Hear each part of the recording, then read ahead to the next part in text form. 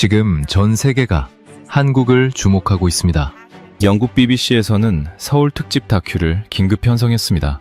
미국 CNN은 한국을 미래라고 불렀고, 프랑스 르몽드는 잠들지 않는 도시라고 했고, 일본 니케이는 앞서가는 한국이라고 썼습니다. 나라도 언어도 다른데 단어가 같았어요. 바로 미래였습니다. 왜 전 세계는 자꾸 한국을 찾고 서울에 주목하는 걸까요? 그 답을 찾으러 한국에 온 BBC 기자가 서울에서 진짜로 발견한 건 미래가 아니었습니다. 전 세계인을 충격과 감동에 빠뜨린 한국의 진짜 모습. 지금 바로 시작합니다. 시작 전 구독과 좋아요 한번 눌러주시면 영상 제작에 큰 힘이 됩니다. 감동이방 오늘의 이야기 시작하겠습니다.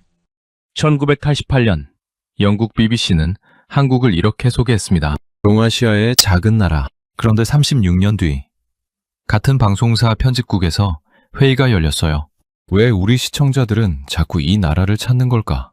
안녕하세요. 저는 BBC 수석 기자 마커스 웨브입니다. 런던 본사 편집국은 언제나 소란스럽습니다. 전 세계에서 동시에 터지는 사건들, 마감을 쫓는 기자들, 쉴 새 없이 울리는 전화. 저는 그 소란 속에서 30년을 버텼어요. 웬만한 일은 눈 하나 깜짝하지 않습니다. 그런데 2024년 가을 어느 월요일 아침, 편집장 로버트가 회의실 문을 열면서 던진 한마디가 저를 멈추게 했어요. 마커스, 서울 가봤어? 저는 솔직히 처음엔 대수롭지 않게 넘겼습니다. 서울이라면 저도 압니다. 한국전쟁 이후 급성장한 도시, 삼성과 현대의 나라, K-팝이 유행하는 곳, 그 정도면 충분하다고 생각했어요. 40개국을 취재한 기자로서 아시아 도시 하나쯤은 사흘이면 꿰뚫을 수 있다는 자신감도 있었고요. 그런데 로버트가 내민 건 말이 아니었어요. 숫자였습니다. 700, 그리고 1800. BBC 공식 사이트에서 사우스 코리아, 즉 한국을 키워드로 검색되는 기사 수였어요. 2015년엔 700건이었는데 2024년엔 1800건으로 늘어 있었습니다. 9년 사이에 2배 반이 된 거예요. 숫자만 보면 단순한 통계입니다. 그런데 로버트가 다음 장을 넘겼을 때 저는 처음으로 자세를 고쳐 앉았어요. 시청자 반응 데이터였습니다. BBC 온라인에서 한국 관련 기사의 평균 체류 시간이 다른 아시아 국가 기사보다 40%가 길었어요. 댓글 수도 달랐고요. 그냥 읽고 지나치는 게 아니라 머물고 반응하고 공유하는 거였습니다. 편집국 입장에서 이건 단순한 관심이 아니에요. 시청자들이 뭔가를 찾고 있다는 신호거든요. 로버트가 말했습니다. 우리 시청자들이 왜 자꾸 이 나라를 찾는지 알아와. 다큐 한 편 만들어. 저는 그날 저녁 자료를 뒤지기 시작했어요. 그런데 들여다볼수록 이상한 게 있었습니다. BBC만이 아니었거든요. 미국 CNN이 서울 특집을 내보내면서 붙인 제목이 Why Seoul Feels Like the Future. 우리말로 옮기면 왜 서울은 미래처럼 느껴지는가 입니다. 프랑스 르몽드는 서울을 잠들지 않는 도시, 이미 내일을 꿈꾸는 도시라고 불렀어요. 독일 공영방송 도이체벨레는 아예 다큐 제목을 Seoul, A City from the Future 라고 붙였고요. 일본 경제지 니케이는 앞서가는 한국이라는 시리즈를 연재하고 있었습니다. 저는 그 제목들을 나란히 놓고 한참을 바라봤어요. 나라도 다르고 언어도 다르고 매체 성격도 다릅니다. 그런데 단어가 같았어요. 미래, 내일, 앞서가는. 세계 주요 언론이 약속이라도 한 듯 같은 단어를 쓰고 있었습니다. 이건 우연이 아니에요. 기자 생활 30년에 이런 경우는 거의 없거든요. 보통 나라마다 프레임이 다르고 매체마다 각도가 달라요. 그런데 이 나라만큼은 다들 같은 방향을 가리키고 있었습니다. 그때 저는 문득 1988년이 떠올랐어요. 그해 서울 올림픽 개막식이었습니다. BBC 앵커가 화면 앞에서 한국을 소개하던 장면이 아카이브에 남아있어요. 동아시아의 작은 나라, 사우스 코리아. 한국이 어디 있는지 영국 시청자들이 모르니까 일일이 풀어서 설명해야 했거든요. 그게 36년 전 BBC가 한국을 부르던 방식이었습니다. 그런데 지금 같은 방송사 편집국에서 회의가 열리고 있어요. 왜 우리 시청자들은 자꾸 이 나라를 찾는 걸까? 동아시아의 작은 나라가 36년 만에 시청자들이 스스로 찾아보는 나라가 된 겁니다. 저는 출장 신청서를 꺼냈어요. 솔직히 말씀드리면 그때까지도 저는 이 다큐가 어떻게 끝날지 대략 알고 있다고 생각했습니다. 빠른 성장, 기술 강국, 문화 수출, 익숙한 아시아 성공 서사. 2달이면 충분히 찍고 돌아올 수 있을 거라고요. 40개국을 취재하면서 단 한 번도 예상이 크게 빗나간 적이 없었거든요. 서울행 비행기에 오르면서 저는 그 자신감을 가방에 함께 챙겼습니다. 그게 제 마지막 오만이었다는 걸 그때는 몰랐어요. 인천공항에 내리는 순간 저는 첫 번째 실수를 깨달았습니다. 아무 준비도 안 됐다는 게 아니에요. 너무 많이 준비했다는 거였어요. 비행기에서 내려 입국장으로 걸어가는 그 짧은 복도에서부터 뭔가 달랐습니다. 공항이라는 공간은 어느 나라든 비슷한 법이거든요. 연세점, 안내 표지판, 수화물 벨트. 그런데 인천공항은 달랐어요. 넓이가 아니에요. 공기가 달랐습니다. 모든 것이 제자리에 있었고 모든 것이 조용히 움직이고 있었어요.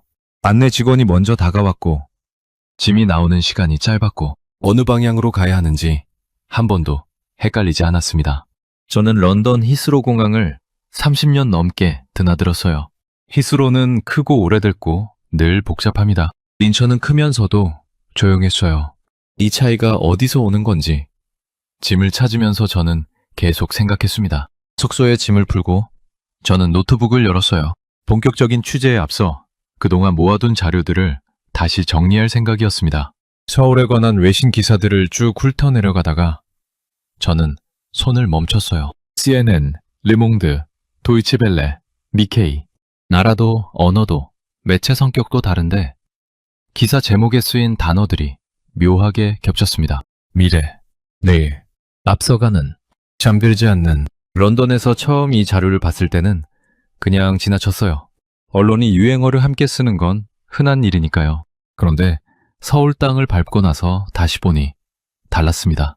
이건 유행어가 아니었어요. 취재를 마치고 돌아간 기자들이 각자의 언어로, 각자의 매체, 각자의 방식으로 도달한 같은 결론이었습니다. 저는 기사들을 하나씩 더 꼼꼼히 읽기 시작했어요. CNN 트래블이 2024년 봄에 내보낸 서울 특집이 있었습니다. 제목이 Why Seoul Feels Like the Future?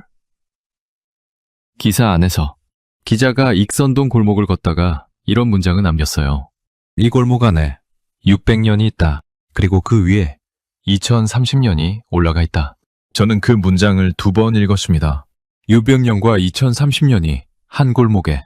그게 무슨 뜻인지 아직 몸으로는 몰랐지만 뭔가 중요한 말이라는 건 알았어요. 프랑스 르몽드 기자는 겨울 새벽 1시 종로 거리를 걸으며 이렇게 적었습니다. 파리는 밤 10시면 셔터가 내려간다. 서울은 새벽 3시에도 사람이 있다. 이 도시는 잠들 줄을 모른다. 독일 도이체벨레는 다큐 제목을 Seoul, A City from the Future 라고 붙였어요. 일본 니케이는 한국에서 배운다. 앞서가는 한국이라는 시리즈를 연재 중이었고요. 저는 잠시 노트북에서 눈을 들었습니다. 미국, 프랑스, 독일, 일본. 이 나라들이 공통적으로 한 나라를 미래라고 부르는 일이 얼마나 드문 일인지 아십니까? 기자 생활 30년 동안 저는 이런 경우를 본 적이 없었어요. 보통 나라마다 프레임이 다릅니다. 미국이 어떤 나라를 기회의 땅이라고 부를 때 유럽은 위험 신호라고 쓰는 경우가 허다해요. 그런데 이 나라만큼은 다들 같은 방향을 가리키고 있었습니다. 그런데 저를 진짜로 멈추게 한 건 따로 있었어요. 인스타그램에 사이버펑크 서울, 사이버펑크 서울이라는 태그를 검색했더니 외국 사진가들이 올린 서울 야경 사진이 30만 장이 넘게 나왔습니다. 사이버펑크라는 건 1980년대 미국 공상과학 소설과 영화에서 나온 개념이에요. 네온사인이 빼곡하고 빗속의 사람들이 분주하게 움직이고 고층 빌딩 사이로 좁은 골목이 뒤엉킨 미래도시. 블레이드 러너 같은 영화가 그린 2040년의 풍경이었습니다. 그런데 전 세계 사진가들이 그 풍경을 서울에서 찍고 있었어요. 영화 세트장이 아니에요. 한국 사람들이 매일 퇴근하는 거리에서요. 저는 그 사진들을 한참 들여다봤습니다. 두바이도 미래 도시라는 말을 듣습니다. 싱가포르도 그렇고요. 그런데 두바이의 미래는 돈으로 지은 미래예요. 사막 위에 석유 자본을 부어서 만든 풍경이거든요. 싱가포르는 도시국가 특유의 치밀한 설계로 만든 미래입니다. 그런데 서울의 미래는 뭔가 달랐어요. 30만 장의 사진 속 서울은 설계된 느낌이 아니었습니다. 살아있는 느낌이었어요. 저는 수첩에 한 줄을 적었습니다. 이 도시는 계획된 게 아니라 살아낸 것처럼 보인다. 그날 밤 저는 매일 취재 일정을 다시 짰어요. 원래 계획은 강남 고층 빌딩, 반도체 공장, 스타트업 허브였습니다. 그 일정이 갑자기 틀린 것처럼 느껴졌거든요. 맞는 답을 찾으려면 맞는 질문부터 해야 하는데 저는 아직 맞는 질문이 뭔지도 몰랐습니다. 창밖으로 서울 야경이 보였어요. 네온사인과 아파트 불빛과 한강 다리 위를 흐르는 자동차 불빛이 뒤섞여 있었습니다. 30만 명의 외국 사진가들이 카메라를 들이댄 그 풍경이었어요. 저는 커튼을 치지 않고 잠자리에 들었습니다. 취재 첫날 일정은 계획대로였습니다. 오전에 강남 일대를 돌았고 오후엔 판교 스타트업 단지를 찍었어요. 숫자는 인상적이었습니다. 빌딩은 높았고 도로는 넓었고 사람들은 빠르게 움직였어요. 그런데 촬영을 마치고 숙소로 돌아오는 차 안에서 저는 묘한 허전함을 느꼈습니다. 뭔가를 찍었는데 뭘 찍었는지 모르는 느낌이랄까요? 화면은 가득 찼는데 이야기가 없었어요. 통역을 맡은 지수가 물었습니다. 혹시 시간 있으면 잠깐 돌아서 가도 될까요? 멀지 않아요. 저는 그냥 고개를 끄덕였어요. 피곤하기도 했고 솔직히 어디든 상관없었습니다. 차가 좁은 골목 어귀에 멈췄어요. 익선동이라고 지수가 말했습니다. 저는 카메라 가방을 메고 골목 안으로 들어섰어요. 그리고 10걸음도 채 걷지 않아서 멈췄습니다. 처마가 낮은 한옥이 골목을 따라 이어져 있었어요. 기와 지붕, 좁은 마당, 나무 기둥, 오래된 것들이었습니다. 그런데 그 한옥들 사이사이에 카페가 있었어요. 유리문 너머로 에스프레소 머신이 보이고 스피커에서 음악이 흘러나왔습니다. 한옥 처마 아래에 영어와 한국어가 섞인 간판이 붙어 있었고 좁은 마당엔 젊은이들이 앉아 노트북을 펼쳐놓고 있었어요. 저는 그 자리에 서서 한참을 바라봤습니다. 런던에도 오래된 골목이 있어요. 코번트 가든이나 노팅힐 같은 곳이죠. 그런데 런던의 오래된 골목은 보존된 겁니다. 관리되고 정비되고 관광 상품으로 포장된 거예요. 익선동은 달랐어요. 이건 보존이 아니었습니다. 그냥 살아있는 거였어요. 600년 된 한옥 구조 안에서 2025년의 일상이 아무렇지도 않게 흘러가고 있었습니다. 누가 특별히 연출한 것도 아니고 누가 의도적으로 설계한 것도 아닌데 오래된 것과 새로운 것이 한 골목 안에서 서로를 밀어내지 않고 있었어요. 저는 카메라를 들다가 내렸습니다. 뭘 찍어야 할지 몰랐어요. 지수가 옆에서 말했습니다. 이 골목이 원래는 거의 폐허였대요. 10년 전만 해도 사람이 별로 없었다고 하더라고요. 그런데 젊은 사람들이 하나둘 들어오면서 이렇게 됐어요. 한옥을 부수지 않고 그 안에서 뭔가를 시작한 거죠. 부수지 않고. 저는 그 말이 마음에 걸렸습니다. 유럽의 도시 재생 방식은 보통 두 가지예요. 오래된 것을 철저히 보존하거나 아니면 새 것으로 완전히 교체하거나 그 중간이 잘 없거든요. 그런데 이 골목은 그 중간을 택했습니다. 오래된 뼈대 위에 새로운 살을 붙인 거예요. 그러면서도 어색하지 않았어요. 600년짜리 처마와 2025년짜리 에스프레소 머신이 같은 공간에 있는데 둘 다 자연스러웠습니다. 골목 안쪽으로 더 들어갔어요. 어떤 한옥은 작은 책방이 됐고 어떤 곳은 공예품 가게가 됐습니다. 골목 끝쪽에는 막걸리를 파는 작은 술집이 있었는데 문 앞에 손으로 쓴 메뉴판이 붙어 있었어요. 저는 그 메뉴판 앞에 한참 서 있었습니다. 글자는 읽지 못했지만 그 손글씨가 뭔가를 말하고 있다는 건 알았어요. 저는 지수에게 물었습니다. 이런 골목이 서울에 많아요? 지수가 잠깐 생각하더니 대답했어요. 많죠. 근데 다 달라요. 익선동은 이렇고 다른 동네는 또 다른 방식으로 살아있고 서울은 골목마다 다른 시간대가 있는 것 같아요. 골목마다 다른 시간대. 저는 수첩에 그 말을 받아 적었습니다. 그때 갑자기 생각난 게 있었어요. 인스타그램에서 봤던 그 30만 장의 사진들이었습니다. 외국 사진가들이 사이버펑크 서울이라는 태그를 달고 올린 야경 사진들. 저는 그 사진들이 왜 서울에서 찍혔는지 런던에서는 이해하지 못했어요. 그런데 이 골목에 서 있으니 조금 알 것 같았습니다. 사이버펑크라는 장르가 그리는 미래 도시의 핵심은 첨단 기술이 아니에요. 오래된 것과 새로운 것이 뒤엉켜 있는 풍경입니다. 맑은 골목 위로 네온 사인이 빛나고 허름한 건물 옆에 홀로그램 광고판이 붙어 있는 그 혼재감이거든요. 그게 블레이드 러너가 그린 미래였어요. 그런데 외국 사진가들은 영화 세트장이 아니라 서울에서 그 풍경을 찾아냈습니다. 왜냐면 서울엔 그게 실제로 있으니까요. 600년도엔 골목과 2025년의 카페가 아무렇지도 않게 붙어 있으니까요. 저는 골목 어귀에 다시 서서 왔던 길을 돌아봤어요. 오전에 찍은 강남 빌딩 영상이 떠올랐습니다. 높고 반짝이고 인상적이었어요. 그런데 그건 많은 도시에서 볼 수 있는 풍경이에요. 두바이에도, 상하이에도, 싱가포르에도 있습니다. 그런데 이 골목은 서울에만 있었어요. 600년짜리 한옥과 2025년짜리 에스프레소 머신이 서로를 밀어내지 않고 한 공간에 있는 이 풍경은 제가 40개국을 다니면서 한 번도 본 적 없는 거였습니다. 저는 카메라를 다시 들었어요. 그리고 이번엔 내리지 않았습니다. 지수가 옆에서 물었어요. 뭘 찍으려고요? 저는 잠깐 생각하다가 대답했습니다. 아직 몰라요.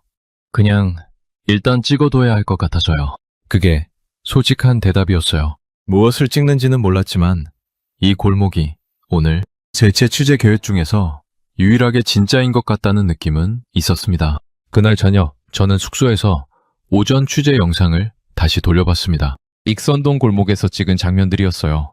화면 속 풍경은 분명히 인상적이었습니다. 그런데 뭔가 부족했어요. 골목의 생김새는 담겼는데 골목의 온도가 담기지 않았습니다.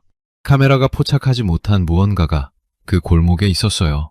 저는 그게 뭔지 알 수 없어서 노트북을 덮었습니다. 지수에게 문자를 보냈어요. 저녁에 어디 가볼 만한 데 있냐고요. 잠시 후 답장이 왔습니다. 광장시장, 야시장 어때요? 늦게까지 하거든요. 시장 입구에 들어서는 순간 낮과는 전혀 다른 공기가 났습니다. 기름 냄새, 사람 냄새, 그리고 어디선가 흘러오는 음악 소리. 형광등 불빛 아래 좌판들이 줄지어 늘어서 있었고 통로마다 사람들이 빼곡했어요. 외국인 관광객도 있었고 퇴근길에 들른 듯한 직장인도 있었고 나이 지긋한 어르신들도 있었습니다. 이 시장이 어느 한 세대만의 공간이 아니라는 게 한눈에 보였어요. 지수가 한 좌판 앞에서 멈췄습니다. 여기에요. 번철 앞에 할머니 한 분이 앉아 계셨어요. 빈대떡이었습니다. 반죽을 떠서 번철에 올리고 뒤집고 건져내는 동작이 쉴 새 없이 이어졌어요. 주변에 손님들이 서서 기다리고 있었는데 할머니는 그 시선들에 아랑곳하지 않으셨습니다. 그냥 묵묵히 번철만 보고 계셨어요. 지수가 귀뜸해줬습니다. 이 자리에서 40년 넘게 하셨대요.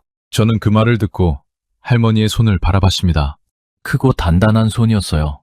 손등에 굵은 핏줄이 올라와 있었고 손가락 마디가 두꺼웠습니다.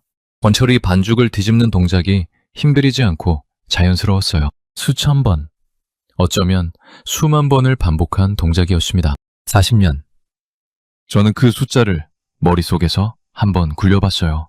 제가 BBC에 입사한 것도 약 30년 전입니다. 그 세월 동안 저는 취재 장소를 바꾸고 부서를 옮기고 담당 지역을 바꿨어요. 그런데 이 할머니는 40년 동안 같은 자리, 같은 번철 앞에 계셨습니다. 서울이 바뀌는 동안, 한국이 바뀌는 동안 이 자리만큼은 바뀌지 않은 거예요.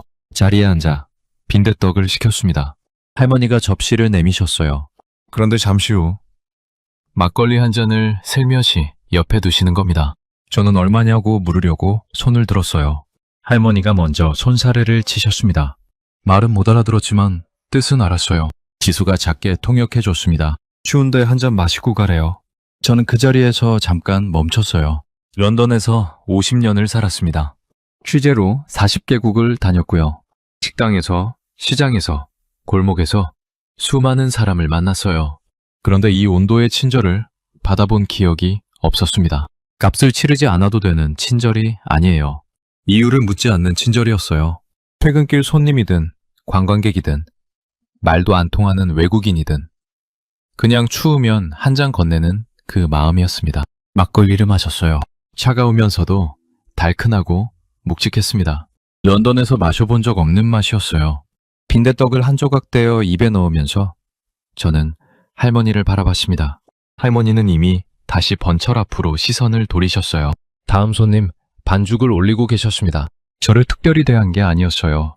그냥 늘 하시던 대로 하신 겁니다. 그게 더 마음에 걸렸어요. 특별히 대했다면 오히려 덜 무거웠을 거예요. 그냥 늘 하시던 대로 하신 거라는 게 이 할머니에게 이 친절이 특별한 일이 아니라는 게 저는 그게 어디서 오는 건지 생각했습니다. 시장 안쪽으로 시선을 돌렸어요. 옆 좌판에서는 아주머니 두 분이 나란히 앉아 김밥을 말고 있었습니다. 그 옆에는 순대를 써는 아저씨가 있었고 조금 더 안쪽에는 육회골목 불빛이 붉게 켜져 있었어요. 통로를 오가는 사람들 사이로 웃음소리가 섞여 들렸습니다. 이 시장이 100년이 넘었다는 게 갑자기 다른 무게로 다가왔어요. 건물이 100년 된 게 아니에요. 이 골목의 온도가 100년 된 거였습니다. 저는 오전에 찍은 강남 빌딩 영상을 다시 떠올렸어요. 높고 반짝이고 인상적인 그 풍경. 그런데 그 빌딩들이 올라가는 동안 이 할머니는 이 자리에서 매일 번철을 달구고 계셨습니다.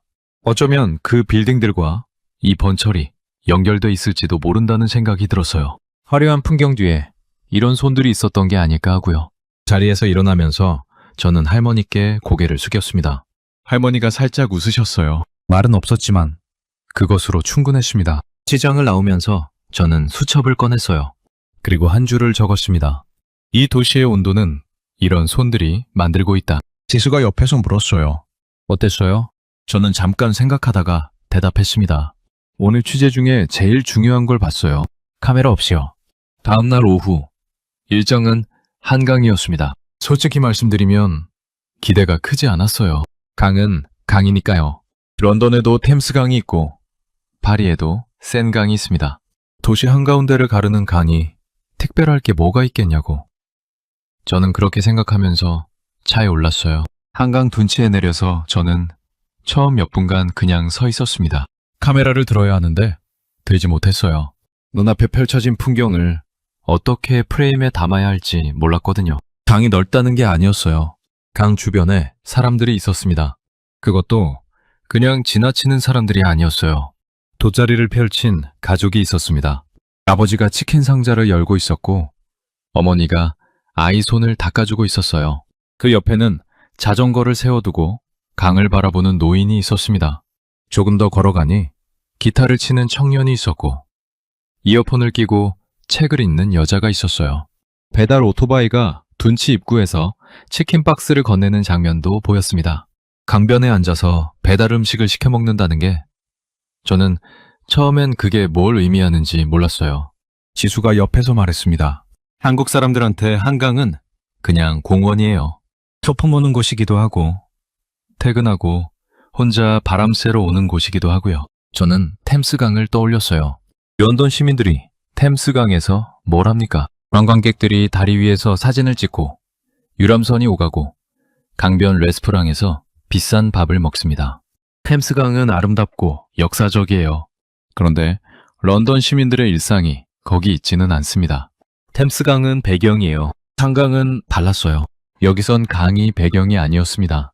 사람들의 일선이 강 위에 펼쳐져 있었어요. 저는 수첩에 적었습니다. 템스강은 관광지다. 한강은 거실이다. 지수가 노들섬에 가보자고 했어요. 한강 위에 있는 작은 섬이라고 했습니다. 다리를 건너 섬 안으로 들어갔어요. 잔디밭이 있었고 그 위에 사람들이 앉아 있었습니다. 카페가 있었고 작은 책방이 있었고 공연장이 있었어요. 저는 그 섬 한가운데 서서 주변을 둘러봤습니다. 지수가 말했어요. 이 섬이 5년 전까지만 해도 거의 비어 있었대요. 방치된 공간이었다가 시민 문화 공간으로 바뀐 거예요. 5년. 저는 그 속도가 믿기지 않았습니다. 런던에서 낡은 공간 하나를 문화 공간으로 바꾸려면 수십 년이 걸려요. 위원회가 생기고 용역이 발주되고 예산 심의가 반복되고 민원이 쌓이고 그렇게 20년이 지나도 여전히 공사 중인 경우가 허다합니다. 그런데 이 섬은 5년 만에 시민들이 책을 읽고 음악을 듣는 공간이 됐어요. 강 위에 떠 있는 섬에서요. 잔디밭 한편에 앉아서 저는 강 건너를 바라봤습니다. 저편으로 서울 스카이라인이 보였어요. 고층 빌딩들이 늘어서 있었고 그 앞으로 한강이 넓게 흘렀습니다. 그런데 그 풍경보다 제 눈을 잡아끈 건 따로 있었어요. 잔디밭 위에 앉아 강을 바라보는 사람들이었습니다. 저마다 다른 자세로, 저마다 다른 표정으로 같은 강을 보고 있었어요. 그때 지수가 말했습니다. 작년에 일본 관광객이 한국에 720만 명 왔대요. 10년 전엔 230만 명이었는데 저는 그 숫자를 들으면서 잠깐 다른 생각을 했어요. 취재 준비를 하면서 봤던 자료 중에 이런 내용이 있었습니다. 도쿄 하네다 공항에서 인천행 비행기가 하루에 약 30편씩 뜬다고요. 도쿄에서 후쿠오카 가는 국내선보다 많은 편수였어요. 일본 직장인들 사이에 이런 말이 돈다고 했습니다. 주말에 후쿠오카 가는 것보다 서울 오는 게 더 빠르다고요. 저는 그 말이 단순한 농담이 아니라는 걸 한강 둔치에 서서 처음으로 실감했어요. 일본이 한국을 보는 시선이 한 세대 만에 얼마나 달라졌는지 저는 런던에서 자료를 볼 때는 숫자로만 이해했습니다. 숍엔 20만 명, 30편 이런 숫자들이요. 그런데 이 강변에 앉아서 서울의 풍경을 보고 있으니 그 숫자들이 다르게 읽혔어요. 사람들이 여기 오고 싶은 이유가 뭔지 조금씩 알 것 같았습니다. 지수가 강 쪽을 바라보며 말했어요. 어릴 때 할머니가 여기 자주 데려오셨거든요. 그땐 지금처럼 이렇게 잘 돼 있지 않았는데도 사람이 많았어요. 한국 사람들한테 한강은 뭔가 특별한 것 같아요. 그냥 강인데 오면 마음이 좀 풀린다고들 하거든요. 그냥 강인데 오면 마음이 풀린다. 저는 그 말을 수첩에 받아 적었습니다. 도시 인프라를 취재하러 왔다가 전혀 다른 걸 듣고 있었어요. 강이 사람들의 마음을 풀어주는 공간이 됐다는 것. 그게 설계된 게 아니라 자연스럽게 만들어진 거라는 것. 저는 그게 어떻게 가능한지 생각했습니다. 해가 기울면서 한강 위로 노을이 깔리기 시작했어요. 강물이 주황빛으로 물들었고 다리 위 차들이 빨갛게 흘러갔습니다. 노들섬 잔디밭에 앉은 사람들이 일제히 강 쪽으로 고개를 돌렸어요. 누가 시킨 것도 아닌데 그냥 다들 노을을 바라봤습니다. 저도 카메라를 내리고 그냥 바라봤어요. 런던에서 30년 넘게 기자로 살면서 저는 늘 카메라 뒤에 있었습니다.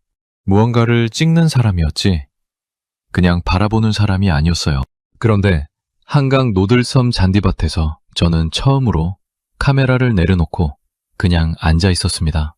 그리고 그게 이상하지 않았어요. 한강 취재를 마치고 숙소로 돌아온 날 밤이었습니다. 저는 노트북을 열고 그동안 모아둔 자료들을 다시 훑기 시작했어요. 익선동 골목, 광장시장 할머니, 한강 노들섬. 사흘 동안 제가 카메라에 담은 것들이 머릿속에서 계속 맴돌았는데 뭔가 연결고리가 빠진 느낌이었습니다. 퍼즐 조각들은 있는데 전체 그림이 보이지 않는 느낌이랄까요? 자료 더미를 뒤지다가 저는 일본 니케이 기사 묶음 앞에서 손을 멈췄습니다. 취재 준비를 하면서 모아뒀던 것들이었어요. 그런데 런던에서 훑어볼 때와 지금 서울에서 읽을 때가 달랐습니다. 같은 글자인데 무게가 달랐어요. 니케이는 일본을 대표하는 경제 일간지입니다. 1876년에 창간됐으니 150년이 다 돼가는 신문이에요. 일본 재계와 금융계가 아침마다 펼쳐보는 신문이거든요. 그 니케이가 1980년대에 한국을 어떻게 불렀는지 아십니까? 기술 추격국, 그리고 조립 가공기지. 기술 추격국이라는 건 일본 기술을 뒤에서 쫓아오는 나라라는 뜻이에요. 조립 가공기지는 일본에서 만든 부품을 받아서 조립만 하는 곳이라는 뜻이고요. 일본 산업계가 한국을 부를 때 쓰던 정해진 단어들이었습니다. 그 시절 일본이 한국을 동등한 상대로 보지 않았다는 게 단어 하나에 그대로 담겨 있었어요. 그런데 저는 2024년과 2025년 사이에 나온 니케이 기사 제목들을 나란히 놓고 한참을 바라봤습니다. 한국에서 배운다. 한국 모델. 앞서가는 한국. 같은 신문이었어요. 같은 나라를 다루는데 단어가 정반대로 뒤집혀 있었습니다. 뒤따르는 나라에서 앞서가는 나라로. 한 세대만에요. 저는 기사들을 하나씩 열어봤어요. 니케이가 한국 관련 기사를 얼마나 자주 내보내는지 수치를 찾아봤습니다. 2010년에 한국 관련 기사가 연간 약 5천 건이었는데 2024년에는 약 1만 5천 건으로 늘어 있었어요. 14년 사이에 3배가 된 겁니다. 쉽게 말씀드리면 일본 직장인이 아침에 니케이를 펼치면 하루에 한국 기사가 40건씩 나온다는 뜻이에요. 경제지 한부의 한나라 기사가 매일 40건씩 실린다는 건 보통 일이 아니거든요. 그런데 저를 진짜로 멈추게 한 건 니케이가 아니었어요. 아사히 신문이었습니다. 1879년에 창간된 145년이 넘은 일본 대표 이간지예요. 그 아사히가 2024년 가을에 한국 사회 시리즈를 연재했는데 제목이 이거였습니다. 한국의 오늘, 일본의 내일. 저는 그 제목을 몇 번이나 다시 읽었어요. 샵 45년 된 일본 신문이 옆 나라의 지금 모습을 자국의 내일이라고 적어놓은 겁니다. 이게 어떤 의미인지 아십니까? 한때 한국을 조립가공 기지라고 불렀던 나라의 신문이 지금은 그 나라를 보면서 우리 미래가 저기 있다고 쓰고 있는 거예요. 저는 지수에게 전화를 걸었습니다. 늦은 시각이었는데도 지수가 받았어요. 지수 씨, 일본이 한국을 이렇게 보는 게 언제부터였을까요? 지수가 잠깐 생각하다가 대답했습니다. 글쎄요. 제가 어릴 때만 해도 일본 거라면 다 좋은 거라는 분위기가 있었거든요. 일제 가전제품, 일본 만화, 일본 패션. 근데 어느 순간부터 그게 바뀐 것 같아요. 정확히 언제라고 말하기는 어렵지만요. 어느 순간부터 저는 그 말이 마음에 걸렸습니다. 역전은 하루아침에 일어나지 않아요. 어떤 나라가 다른 나라를 바라보는 시선이 바뀌려면 그만한 시간이 필요합니다. 그리고 그 시간 동안 무언가가 쌓여야 해요. 저는 그 무언가가 뭔지 찾고 싶었습니다. 자료를 더 뒤졌어요. 일본 관광객 통계가 나왔습니다. 2014년에 한국을 찾은 일본 관광객이 약 230만 명이었는데 2024년에는 약 720만 명으로 늘어 있었어요. 10년 사이에 3배가 넘게 늘어난 겁니다. 도쿄 하네다 공항에서 인천행 비행기가 하루 30편씩 뜬다는 것도 다시 확인했어요. 일본 국내선보다 많은 편수였습니다. 그리고 일본 여성지 하나가 눈에 들어왔어요. 2024년에 서울 특집을 낸 잡지였는데 표지 제목이 이거였습니다. 도쿄보다 먼저 서울에서 일어나고 있는 일. 저는 그 표지를 한참 바라봤어요. 1990년대에 한국 잡지들이 도쿄 패션 특집을 냈다는 걸 자료에서 읽은 적이 있었습니다. 그 시절 한국에서 도쿄는 따라가야 할 기준이었어요. 그런데 지금은 같은 구도가 거꾸로 뒤집혀 있었습니다. 일본 잡지가 자기 수도보다 옆 나라 수도를 앞서 있다고 표지에 받고 있었어요. 저는 수첩을 꺼냈습니다. 그리고 이렇게 적었어요. 추격하던 나라가 앞서가는 나라가 됐다. 그런데 정작 그 나라 사람들은 그걸 잘 모르는 것 같다. 마지막 문장은 지수 때문에 쓴 거였어요. 제가 이 자료들을 보여줬을 때 지수의 반응이 담담했거든요. 놀라는 기색이 별로 없었어요. 그래서 물었습니다. 이게 신기하지 않아요? 지수가 잠깐 웃더니 말했어요. 저는 그냥 이게 일상이라서요. 특별하다고 생각해 본 적이 없었어요. 근데 마커스 씨가 그렇게 보니까 저도 새삼 이상하네요. 그냥 이게 일상이라서. 저는 그 말을 오래 생각했습니다. 어쩌면 그게 이 나라의 진짜 힘일지도 모른다는 생각이 들었어요. 스스로 대단하다고 여기지 않으면서 그냥 매일 하던 대로 하는 것. 그 평범한 하루들이 쌓여서 일본 신문이 앞서가는 한국이라고 쓰게 된 게 아닐까 하고요. 노트북을 덮으면서 저는 매일 일정을 생각했습니다. 지수가 소개해주겠다고 한 사람이 있었어요. 지수의 외할머니였습니다. 부산 출신으로 전쟁을 몸으로 통과한 세대라고 했어요. 그 손이 어떤 시간을 지나온 손인지 저는 내일 직접 보게 될 것 같았습니다. 부산행 기차를 탄 건 이른 아침이었습니다. 지수가 창가 자리를 권했어요. 한국 기차에서 창밖 풍경이 볼만하다고 했거든요. 저는 별 기대 없이 앉았습니다. 그런데 기차가 서울을 벗어나면서 창밖 풍경이 바뀌기 시작했어요. 아파트 단지가 끝나고 논이 나왔고 논이 끝나면 야트막한 산이 이어졌습니다. 그리고 다시 작은 도시가 나타났다가 사라졌어요. 2시간 반 동안 저는 그 풍경을 보면서 이 나라의 크기를 가늠해 봤습니다. 부산에 내리자 지수가 앞장섰어요. 외할머니가 사시는 동네는 삼복도로 쪽이라고 했습니다. 산 중턱에 집들이 다닥다닥 붙은 동네였어요. 좁은 골목을 올라가면서 저는 숨이 찼습니다. 지수는 어릴 때부터 다니던 길이라 익숙한 듯 앞서 걸었어요. 할머니는 골목 끝 작은 집 앞에서 기다리고 계셨습니다. 82이라고 지수가 귀뜸해졌어요. 허리가 조금 굽으셨지만 눈빛이 또렷하셨습니다. 저를 보시더니 말없이 고개를 한번 끄덕이셨어요. 그리고 안으로 들어가자고 손짓하셨습니다. 좁은 거실에 자리를 잡았어요. 할머니가 직접 차를 내오셨습니다. 저는 카메라를 세팅하면서 지수에게 말했어요. 편하게 말씀해 주시면 돼요. 형식적인 인터뷰 아니어도 되니까요. 지수가 할머니께 통역했고 할머니가 작게 웃으셨습니다. 그리고 천천히 말씀을 시작하셨어요. 지수가 통역해줬습니다. 전쟁 끝나고 부산에 내려왔을 때가 12살이었대요. 고향은 황해도인데 내려오다가 가족이 흩어졌고 결국 혼자 부산까지 왔다고 하세요. 저는 그 말을 듣고 잠깐 계산을 해봤어요. 1953년이면 한국전쟁 휴전협정이 맺어진 해입니다. 그때 12살이었다면 지금 82이 맞아요. 저는 아무 말 없이 카메라가 돌아가도록 뒀습니다. 할머니가 계속 말씀하셨어요. 지수가 통역했습니다. 부산 와서 판자촌에서 살았대요. 지금 이 동네 바로 이쪽이었다고 하세요. 그때는 판자로 지은 집이었는데 비 오면 새고 겨울엔 바람이 들어왔다고요. 저는 창밖을 잠깐 봤어요. 지금 이 골목 위로 올라가면 부산 앞바다가 보였습니다. 풍경은 아름다웠어요. 그런데 그 아름다운 풍경을 배경으로 이 할머니가 어떤 시간을 보냈는지를 생각하니 풍경이 다르게 보였습니다. 할머니가 손을 내려다 보시면서 말씀하셨어요. 지수가 통역했습니다. 그때 우리나라 국민 한 사람당 소득이 67달러였대요. 1년에요. 지금 돈으로 환산하면 얼마나 되는지도 모르겠지만 그때는 그냥 굶지 않는 게 목표였다고 하시네요. 67달러. 저는 그 숫자를 수첩에 받아 적었습니다. 지금 영국 1인당 소득이 약 4만 달러예요. 한국은 약 3만 3천 달러고요.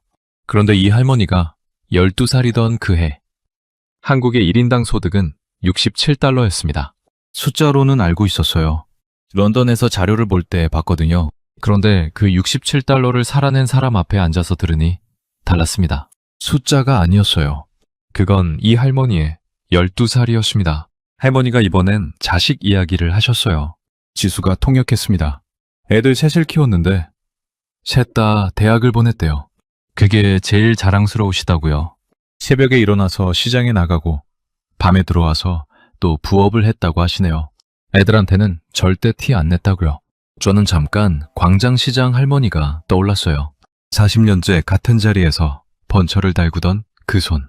그 손과 지금 이 할머니의 손이 겹쳐 보였습니다.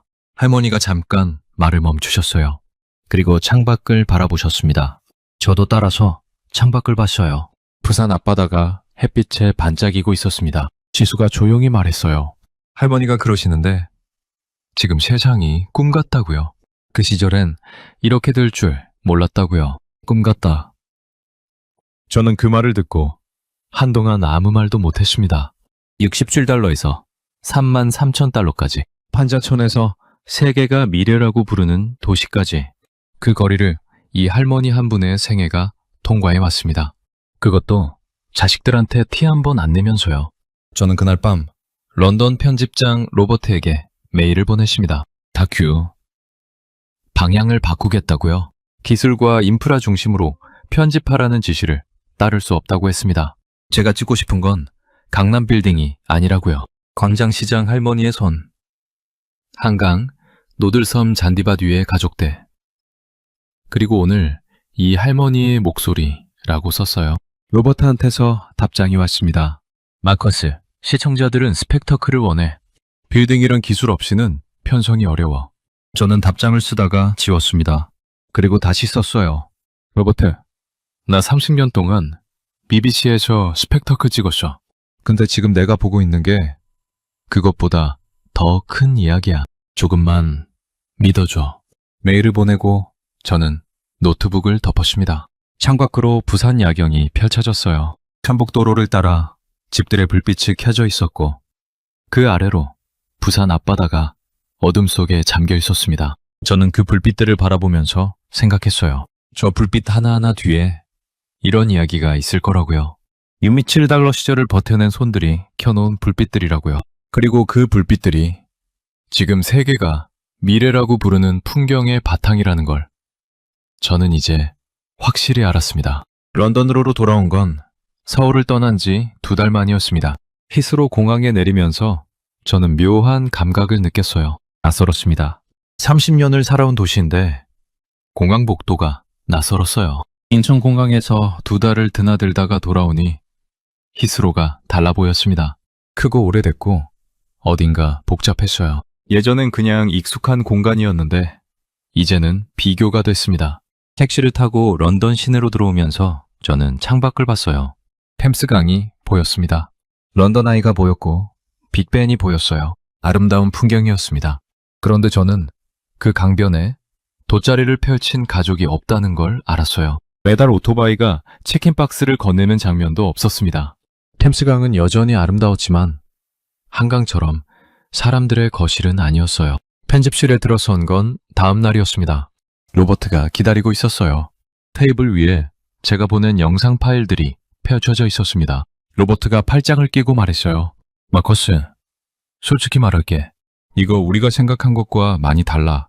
저는 자리에 앉으면서 말했습니다. 알아. 근데 끝까지 봤어? 로버트가 잠깐 침묵하더니 대답했어요. 봤어. 그래서?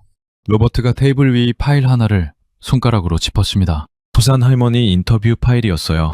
이 장면에서 편집팀 애들이 울었어. 자막 작업하다가 저는 아무 말도 하지 않았습니다. 로버트가 천천히 말했어요. 네 말이 맞는 것 같아. 이게 더 큰 이야기야. 편집은 3주가 걸렸습니다. 저는 편집팀과 함께 매일 편집실에 있었어요. 어떤 장면을 살리고 어떤 장면을 버릴지, 어떤 순서로 이야기를 쌓아갈지. 그 과정이 쉽지 않았습니다. 익선동 골목 장면과 광장시장 할머니 장면 사이에 무엇을 넣을지, 한강 노들섬과 부산 할머니 이야기를 어떻게 연결할지, 저는 그 연결이 자연스러워야 한다고 생각했어요. 억지로 이어붙인 느낌이 나면 안 됐습니다. 나레이션 녹음은 마지막이었어요. 저는 마이크 앞에 앉아서 대본을 펼쳤습니다. 처음 몇 줄은 무난하게 읽혔어요.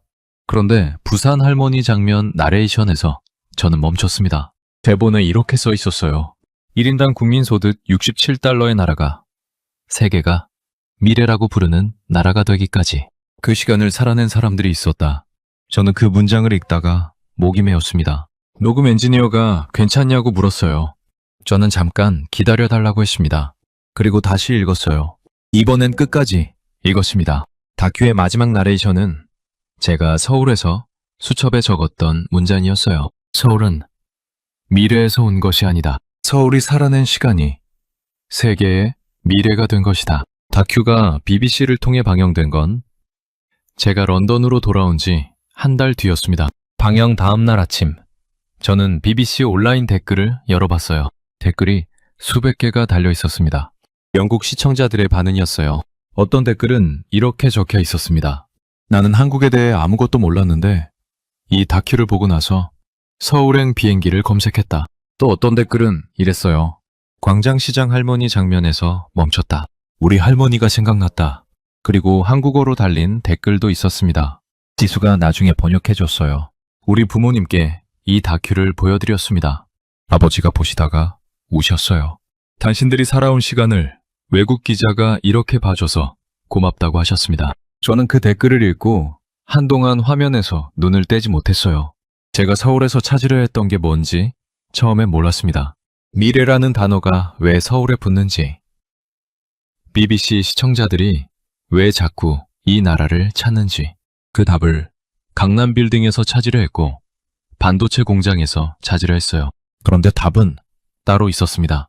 익선동 골목 어귀에서 600년 된 처마를 올려다보던 순간, 광장시장에서 말없이 막걸리 한 잔을 건네던 할머니의 손, 한강 노들섬 잔디밭에서 카메라를 내리고 그냥 앉아있던 저녁, 그리고 부산 산복도로 작은 집에서 꿈 같다고 말씀하시던 82 할머니의 목소리, 그것들이 답이었어요. 기술은 따라할 수 있습니다. 빌딩은 돈이 있으면 지을 수 있어요. 그런데 수십 년이 쌓여야만 만들어지는 것이 있습니다. 사람이 사람을 대하는 방식. 낯선 이에게 말없이 무언가를 건네는 그 마음. 힘든 시간을 티내지 않고 버텨내는 그 결. 그건 설계할 수 없고 자본으로 살 수 없어요. 런던행 비행기 안에서 저는 수첩을 꺼냈습니다. 그리고 영어로는 번역할 수 없는 단어 하나를 적었어요. 정. 사전에서 찾은 단어가 아닙니다. 광장시장 할머니한테서 받았고 한강 둔치에서 느꼈고 부산 할머니의 목소리에서 들었어요. 일본 니케이 기자가 한국을 떠나면서 이 단어를 제목으로 썼다는 걸 저는 나중에 알았습니다. 한국의 정을 가지고 돌아간다고요. 그 기자가 왜 그 단어를 골랐는지 이제 저는 압니다. 창밖으로 구름이 흘렀어요. 서울은 이미 지평선 너머로 사라진 지 오래였습니다. 그런데 이상하게도 멀어지는 느낌이 들지 않았어요. 어쩌면 정이라는 게 그런 건지도 모르겠습니다. 거리가 생겨도 사라지지 않는 것, 시간이 지나도 온도가 남는 것. 저는 수첩을 덮고 눈을 감았습니다. 런던까지는 아직 12시간이 남아 있었어요. 여러분, 오늘의 이야기는 여기까지입니다. BBC 기자 마커스가 서울에서 찾으려 했던 건 미래였습니다. 그런데 그가 가지고 돌아간 건 따뜻한 손 하나였어요. 말없이 막걸리를 건네던 그 손. 67달러 시절을 버텨내던 그 손. 세계가 한국을 미래라고 부르는 이유가 바로 그 손들에 있었습니다. 그 손들은 다름 아닌 여러분의 손이에요. 오늘 이야기가 마음에 와 닿으셨다면 댓글에 대한민국 최고 한 줄 남겨주세요. 지금까지 감동유방이었습니다. 긴 영상 끝까지 시청해 주셔서 감사합니다. 오늘도 건강한 하루 보내시길 바랍니다.